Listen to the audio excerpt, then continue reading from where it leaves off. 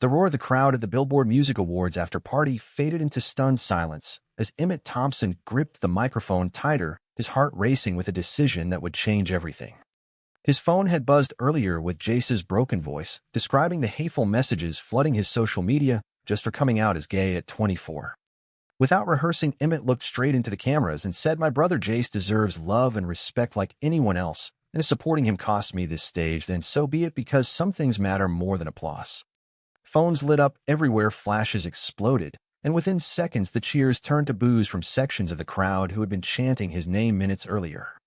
Emmett stood tall on the stage in his tailored black suit, sweat beading on his forehead under the bright Los Angeles lights, but inside his stomach twisted. He had built his career on catchy pop anthems and clean-cut charm, a 28-year-old Texas transplant who had climbed from garage bands to sold-out arenas. Now, in one breath, he had thrown it all on the line for Jace, his little brother who had always looked up to him. Backstage, his manager, Rick, grabbed his arm, his face pale. "What the hell was that, Emmett? The label is already calling this could tank the tour." Emmett shrugged him off, pushing through the throng of reporters shouting questions. He found Jace waiting in a side room, eyes red from crying. "You didn't have to do that, Em," Jace whispered, his voice cracking. "I could have handled it." Emmett pulled him into a hug, feeling the familiar weight of their bond forged through years of their conservative parents' strict rules and Sunday church services back in Houston before they moved to California for his music dreams. "No way, little brother," he said firmly. "We faced this together." But as they left the venue that night, Emmett checked his phone and saw the storm brewing. Hashtags like "Cancel Emmett Thompson" and "Not My Fan" trended within minutes. Fans who had bought every album posted videos burning his merch. By morning, the record label had sent a terse email demanding a meeting, and his girlfriend of 2 years, Sarah, had left a voicemail saying she needed space because this was not the life she signed up for. Emmett sat in his sleek LA apartment, overlooking the Hollywood Hills, staring at the city lights that had once felt like his kingdom. He replayed the moment on stage again and again, wondering if the rush of doing the right thing would be enough to carry him through what was coming. His mind flashed to childhood memories, Jace at 10 being teased at school for being different, and Emmett stepping in fists ready even then. This was not new, but now the stakes were millions of dollars and a fan base that had worshipped him. He texted Jace, "Stay strong, we got this," but deep down a seed of doubt planted itself. What if this one act of loyalty cost him the dream he had sacrificed everything for? The next day, the media frenzy hit full force. Tabloids splashed headlines calling him a traitor to traditional values, while LGBTQ advocates praised him as a hero. Emmett ignored most of it, focusing on the upcoming label meeting, but inside the conflict raged. He loved his career, the rush of performing, the validation of sold-out shows, yet he knew turning his back on Jace would mean losing the one person who had always been his anchor. As he drove to the meeting in his black SUV, the radio played his latest hit, ironically titled "Break Free," and he wondered if he had just chained himself to consequences he could not yet see. Rick met him outside the office, looking grim. "They want an apology to Emmett, or they pull the plug." Emmett clenched his jaw. "No apologies. This is who I am." But as the executives laid out the numbers, dropped sponsorships, and radio stations pulling his songs, he felt the first real crack in his resolve. Later that evening, he met Jace at a quiet diner in West Hollywood. Jace looked smaller, somehow his usual bright energy dimmed. "I never wanted to ruin your life," he said, pushing fries around his plate. Emmett reached across the table.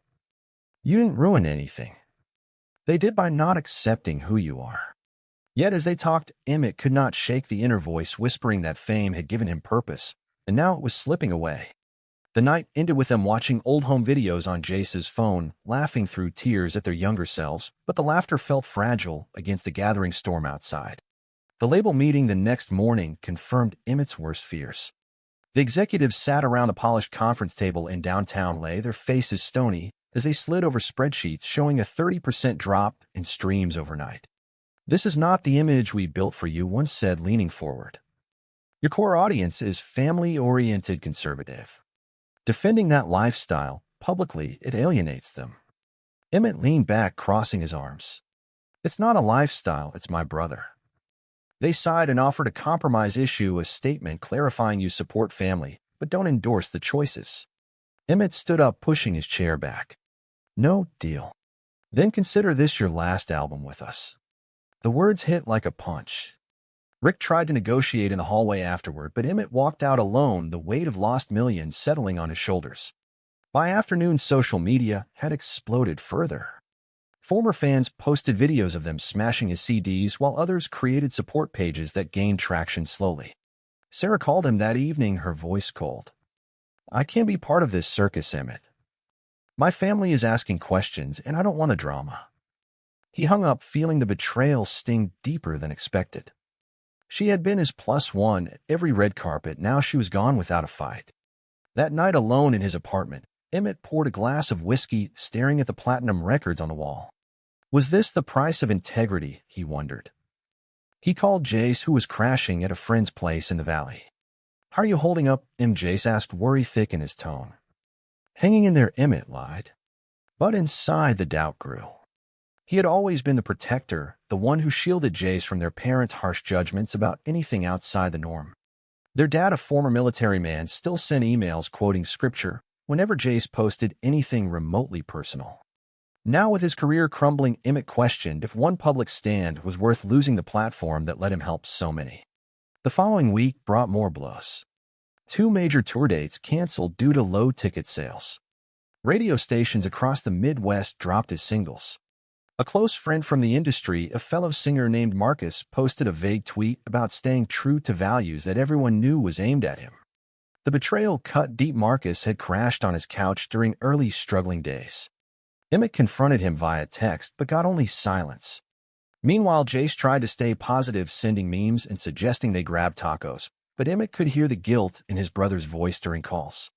"I should just move away," Jace said one night. "Get a job in New York, disappear." "Don't you dare," Emmett snapped. "We are in this together." Yet as he hung up, he paced his living room, the inner conflict tearing at him. Part of him wanted to issue a half-hearted apology, salvage the contracts, and keep the spotlight. The other part, the one that remembered holding Jace after their first big family fight, knew that backing down would break something irreparable inside him. The media kept the story alive for days, digging into their family history, interviewing distant relatives who painted them as troubled kids from a strict home. Emmett avoided interviews, focusing on writing new songs in his home studio, lyrics pouring out raw and honest about loyalty and loss. One track, titled Blood Ties, felt like a confession, but he wondered if anyone would ever hear it. By the end of the month, the label officially dropped him. His bank account took a hit from legal fees, fighting contract clauses, and the once constant buzz of his phone went quiet except for hate messages.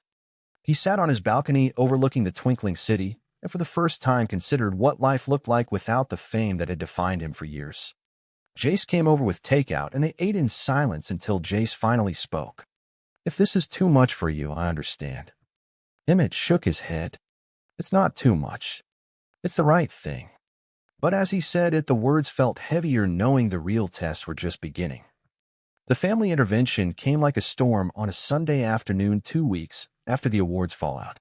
Their parents flew in from their retirement home in Palm Springs, their faces set in the same disappointed lines Emmett remembered from childhood. The living room of his apartment felt too small as his father paced the floor, Bible in hand. "You have shamed this family, Emmett," he boomed. "Publicly endorsing sin like that." Jace sat on the couch, shoulders hunched, looking every bit the vulnerable younger brother Emmett had sworn to protect. Mom tried to mediate, her voice softer, but still firm. "Think of your future, son, the endorsements, the life you built. Apologize on social media, say it was a heat-of-the-moment thing." Emmett felt the familiar pull of their expectations, the same pressure that had kept him in the closet about his own doubts for years, not about his sexuality, but about whether success was worth hiding parts of himself. "No," he said quietly at first, then louder.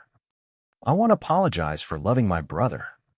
The argument escalated, voices rising, until his father slammed the table. "If you continue this path, we cannot support it." Jay stood up, tears in his eyes. "This is my fault, Dad. He'll leave town." Emmett stepped between them. "No one is leaving. This is not about fault, it's about doing what is right." The confrontation left everyone drained. His parents left without hugs, the door closing with a finality that echoed in Emmett's chest. Later, Rick, the manager, who had been like an uncle, called with worse news. "I hate to say this, kid, but the industry is blacklisting you. Venues are citing scheduling conflicts, but we both know why." Emmett hung up, feeling the betrayal like a knife. Rick had pushed him to make the apology video behind the scenes, leaking hints to tabloids that Emmett was reconsidering. When confronted, Rick admitted it. "It's business, Emmett. You'll thank me when you're back on top." The moral dilemma hit hard. Emmett spent the night replaying every choice, wondering if his stubbornness was pride or principle. Jace crashed on the couch that night. They talked until dawn about their shared memories of sneaking out to listen to forbidden music as kids. "You always had my back," Jace said. "Now it's my turn to step back so you can rebuild." Emmett refused, but the offer planted another seed of doubt.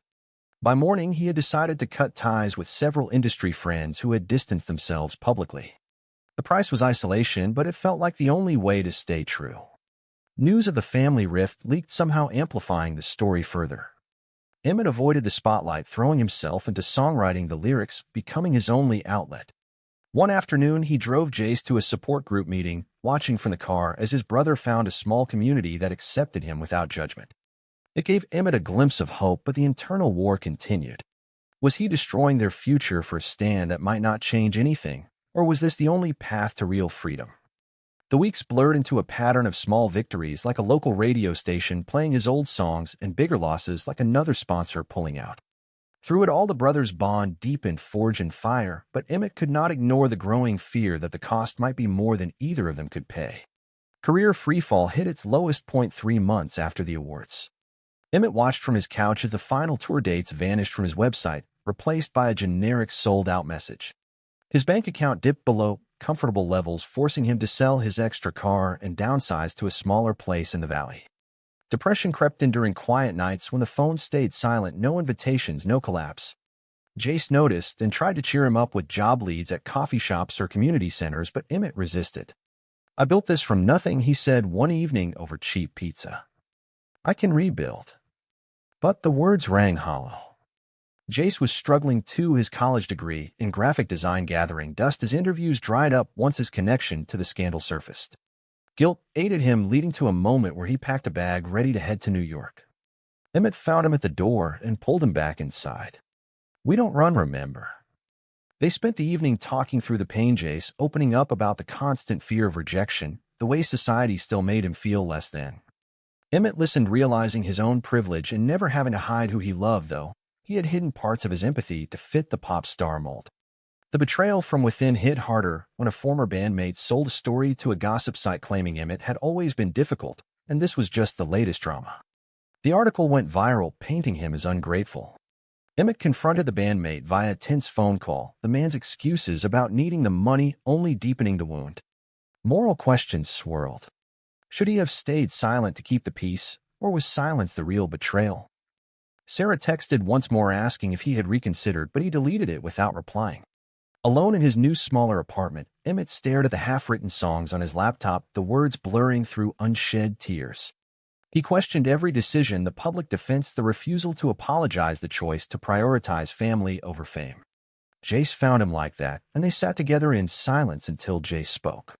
"If I could take it back, I would." Emmett shook his head. "I wouldn't." But the doubt lingered, making sleep impossible. Over the next weeks, they faced more prejudice in public, a waiter refusing service after recognizing them, a neighbor muttering slurs under his breath. Each incident chipped away at their resolve, yet also strengthened their determination. Emmett started performing small, unannounced gigs at dive bars in LA, the crowds thin but genuine, the applause real. It was not the arenas, but it was a start. Jace began volunteering at an LGBTQ youth center, finding purpose and helping others navigate the same struggles. The brothers supported each other through the darkness, but the price was clear in the empty calendar, the reduced lifestyle, and the constant inner voice asking if it was all worth it. As summer turned to fall, Emmett felt the first stirrings of a new path, one built on authenticity rather than polish, but the road ahead looked long and uncertain. The turning point came during a late-night conversation in Emmett's Valley apartment after a particularly rough week of rejections. Jace sat across from him, beer in hand, eyes serious.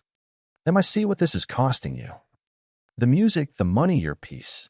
Let me go away for a while, give you space to fix it." Emmett set his drink down, the words hitting like a challenge.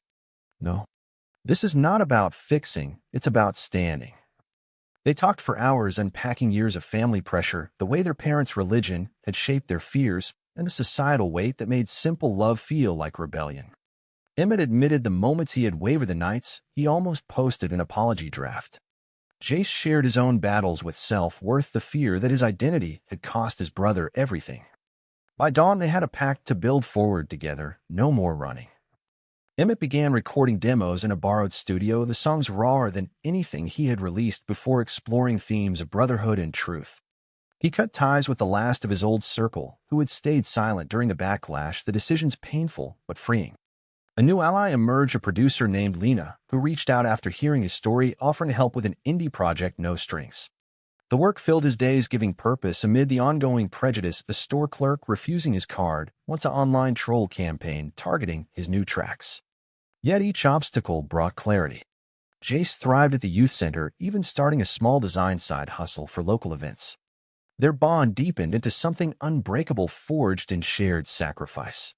Emmett felt the inner conflict ease slightly as he chose daily to prioritize what mattered over what the world demanded.